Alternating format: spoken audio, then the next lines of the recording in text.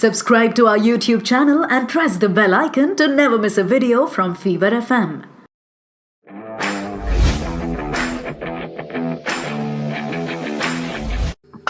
तो जनाब, कल के मैच में जो सबसे अच्छी बात हुई है वो तो ये हुई है कि एक साथ 5 नए खिलाड़ियों ने डेब्यू किया, जो कि अराउंड 40 इयर्स में पहली बार ऐसा हुआ है।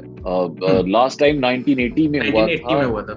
तो 40 साल के बाद, 41 साल के बाद एक साथ 5 प्लेयर्स ओडीआई में इंडिया की तरफ से डेब्यू किए, तो यही चीज अच्छी हुई है। और ऑफ कोर्स एक राहुल चहर की 3 विकेट्स, वो अच्छा हुआ, बाकी तो कुछ नहीं अच्छा हुआ जी। इस वक्त 2 अच्छे लड़के आपके सामने बैठे हैं। मैं हूं राहुल मार्केट, मेरे साथ है शिखर वाशने, बड़ा ही संस्कारी बच्चा है। और चलो जी, आज हम डिस्कस कर लेते हैं वो डिफीट जो हमने ऐसे थाली में रख के श्रीलंका को दे दी कि भाई आपने हमें घर पे बुलाया है, आपने हमें 5 स्टार होटल में खाना खिलाया है, इतनी सेवा की है, अब सारी मैच अगर हम जीत जाए तो फिर अच्छा थोड़ा लगेगा। तो एक मैच ना आप ले, हमने ऐसे गिफ्ट कर दिया। एक मैच हमने उन्हें गिफ्ट किया है, बट आप बिगर पिक्चर भूल गए कि इंडिया 2-1 से सीरीज जीती भी है, ठीक है? तो उसकी खुशी और उसका सेलिब्रेशन भी है ही। और इस सीरीज में जो भी अच्छी बातें हुई, हम उनके बारे में भी बात कर देते हैं। और आने वाली T20 सीरीज काफी तो हम थर्ड मैच से शुरू करते हैं। तो थर्ड मैच में सबसे अच्छा ये हुआ, इंडिया की तरफ से राहुल चहर का डेब्यू मैच था और पहले ही मैच में 3 विकेट। चेतन सकरिया ने बहुत अच्छा परफॉर्म किया, मतलब वेरिएशंस जो उनकी डिलीवरी में आ रही थी ना, मतलब इतनी स्लोअर बॉल्स, फिर स्लोअर बाउंसर्स मार रहे थे, इतनी वेरिएशंस पेस में लेके आ रहे थे, श्रीलंकन प्लेयर्स को परेशान कर रहे थे। पृथ्वी शॉ की तरफ से पॉजिटिव था कि वो कंसिस्टेंटली परफॉर्म किया उन्होंने, मतलब वो अपने स्कोर्स को बड़ा नहीं कर पाए, वो इनकी तरफ से गलती रही। But Prithvi Shaw, Surya Kumar Yadav throughout तीनों मैचों में उन्होंने बहुत अच्छा परफॉर्म किया। Surya Kumar Yadav was great. Third ODI में जो एक चीज हुई है वो ये कि इंडिया की चाहे ये बी टीम थी, पर इसने फाइट किया है कि एंड तक भी उन्होंने मैच सी टीम थी, ये तो सी टीम थी, मतलब बी टीम का भी जो बचा हुआ था वो आज खेला है, तो ये सी टीम मतलब जितने डेब्यू आज के मैच में हुए हैं तो फिर ये सी टीम थी। तो इंडिया की सी टीम में भी मतलब एक वो स्पिरिट तो है यार हमारी टीम के पास कि हम फाइट बैक तो करते हैं। लास्ट मोमेंट पे 3 विकेट्स रह गई थी, 7 रन चाहिए थे। मुझे तब भी लग रहा था कि कुछ ऐसा उल्टा सीधा ना हो जाए, वो डर गए हुए थे श्रीलंका वाले, वो बेचारे बाहर आ गए थे। Let me just summarize the match कि इंडिया ने 225 रन बनाए। इंडिया की तरफ से कोई भी बैट्समैन 50 रन, मतलब 50 के ऊपर रन बना पाया, सबने 50 के नीचे ही रन बनाए हैं। उसके बाद बीच में बारिश पड़ रही थी, तो 225 का जो टारगेट था वो 227 का हो गया। सामने से श्रीलंका की टीम आती है, उनकी तरफ से एक बैट्समैन ने 50 के ऊपर मारे रन। थोड़ा सा एंड में मैच जाते जाते लगा कि फंस जाएगा, पर फिर भी श्रीलंका टीम जीत गई। 3 विकेट से श्रीलंका की जीत हुई है। इंडिया 2-1 से सीरीज जीत चुकी है। तो मोटा अपडेट तो ये है पूरी सीरीज का।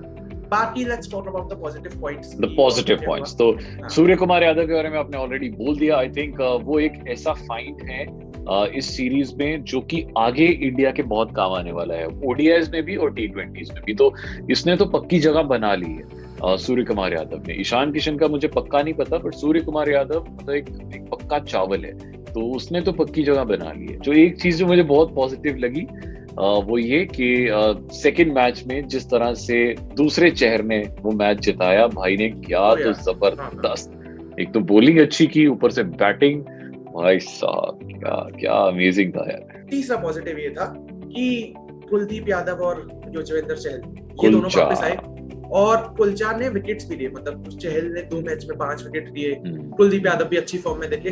तो जो एक स्पिन की दिक्कत चल रही थी इंडियन टीम में, वो थोड़ी सी सॉर्टेड होती हुई दिख रही है इन 3 मैचों के बाद। तो एटलीस्ट दीपक चहर का आपने बता ही दिया।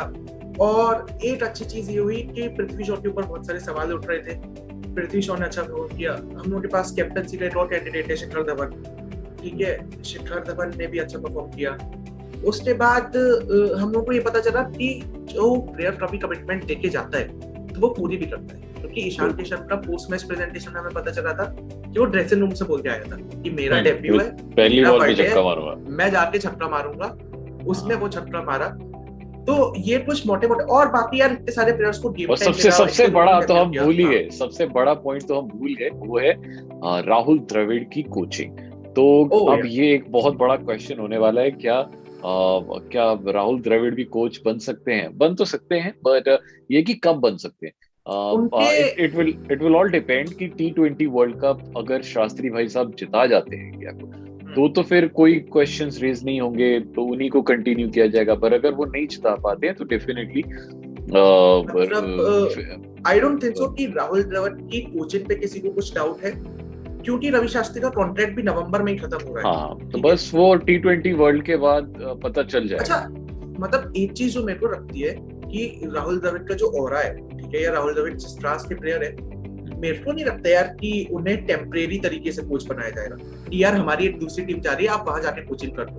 नहीं, ये वो तो permanent coach in the plans है। हाँ, ये इन द प्लान्स है, ठीक है, जो हमें बाद में जाके रिवील होगा कि शास्त्री जी रहेंगे। सौरव गांगुली की जो विजन है ना बहुत अच्छी है। That's why this is one thing which I like about him.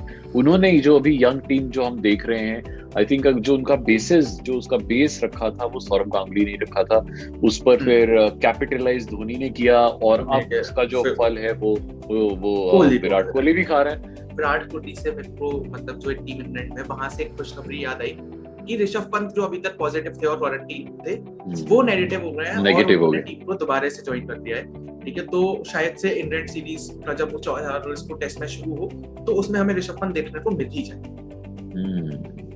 आपकी ओडीआई सीरीज तो फिनिश हो गई, T20 सीरीज की बात करते हैं। अब अगर T20 सीरीज में प्लेइंग 11 की बात करें, ये बड़ा कंफ्यूजन होने वाला है कि किसको खिलाएं किसको ना खिलाएं, बिकॉज अभी बी टीम भी है, सी टीम भी है, और सी टीम भी वेरी देखा जाए सिर्फ फील्डिंग को छोड़ के 5 कैच छोड़े बाकी सब अच्छा था। तो अब देखो मोटे मोटे प्लेयर्स हम देख लेते हैं क्या प्लेइंग 11 हो सकती है। तो स्टार्ट तो देखो पृथ्वी शॉ और शिखर धवन तो करेंगे ही। सूर्य कुमार यादव भी उठान पे से वो तो पक्का होंगे। देखो अब मनीष पांडे तो सोचना भी मत, बाहर निकल, सोचना भी मत।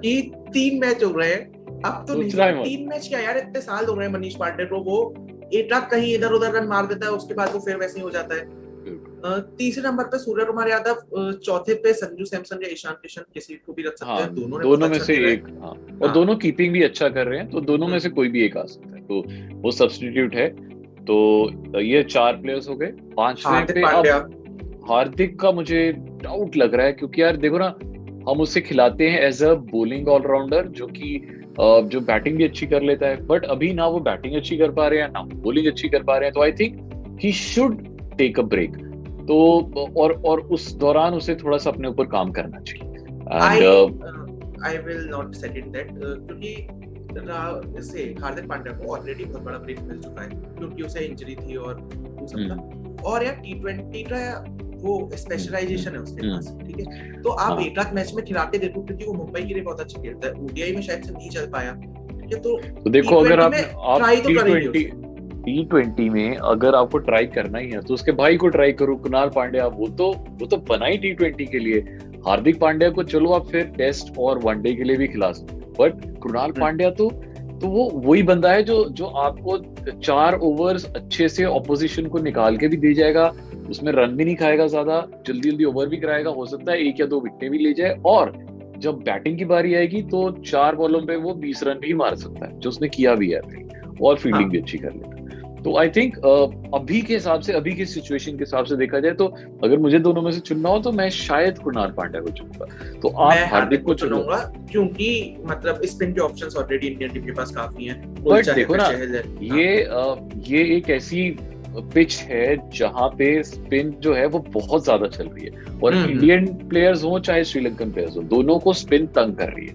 तो हमें तो इस समय ज्यादा से ज्यादा स्पिनर्स चाहिए। चलो जी, 5 नंबर तक हो गया। 6ठे नंबर पे अब हमें देखना है, आई थिंक 6ठे नंबर से बॉलर्स स्टार्ट हो जाएंगे। तो अब और किस को खिलाना है? आप एक बैट्समैन और डालोगे या फिर? मैं एक बैट्समैन और डालूंगा, क्योंकि T20। अच्छा, तो किसको डालना चाहेंगे आप?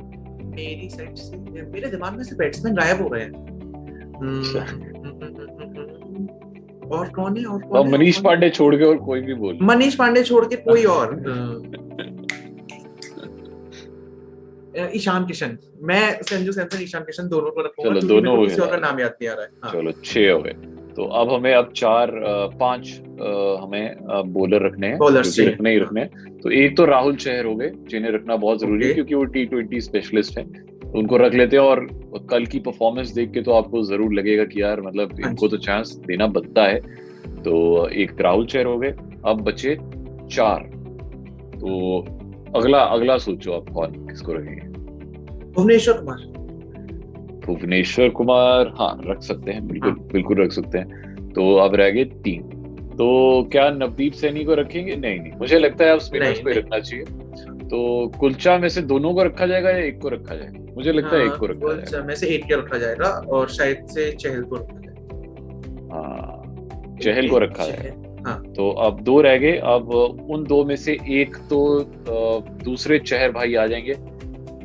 मुझे लगता है कि उसके चांसेस हैं दीपक आने चहर, के। हाँ दीपक चहर आएंगे। और एक और बॉलर जिसकी काफी जरूरत है हमें, काफी सरप्राइजिंग और चेतन सटारिया को खिला देते हैं, क्योंकि उसने इस मैच में काफी अच्छी बॉलिंग करी है, but I don't think so कि पहले मैच में उसका मुझे debut लगता है कि कराएंगे 20 में। स्पिनर्स को ज्यादा चांस दिया जाएगा, और अगर ऐसा हो जाए तो फिर ये हो सकता है कि कृणाल और हार्दिक दोनों खेलें। तो आई दोस्तों, थिंक ये दोस्तों हाँ हम सब कुछ बता देंगे क्या? एक प्लेयर आप बता दो, कमेंट करो, हाँ, चलो ठीक है? हमें डीएम करके बता दो कि 11वें नंबर का प्लेयर कौन सा होना चाहिए, और हमारी टीम से आपको क्या दिक्कत है, या आप कौन कौन से प्लेयर रखना चाहते हैं, वो दिक्कत भी है। बता दो यार।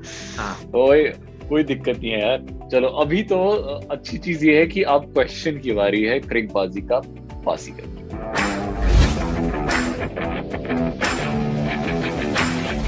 तो आज का सवाल संजू सैमसन को लेके है। Sanju Samson is the player जिसने की जिसका जो गैप था from his T20 debut to ODI debut बहुत बड़ा था, बहुत ही बड़ा था, एंड दैट्स द हाईएस्ट। तो वो आपको बताना है कि वो कितना गैप था। तो ये देखो सवाल थोड़ा मुश्किल होना चाहिए ना, तो आपको ये बताना है कि वो दैट्स अ रिकॉर्ड गैप, जो आज तक का इतना बड़ा गैप किसी का भी नहीं हुआ है। तो T20 से लेके वनडे के बीच का जो डेब्यू का गैप है वो सबसे बड़ा इनका है। तो मैं आपको थोड़ा सा हल्का सा गेस दे देता हूँ कि ये 6 साल के अराउंड है, 6 साल।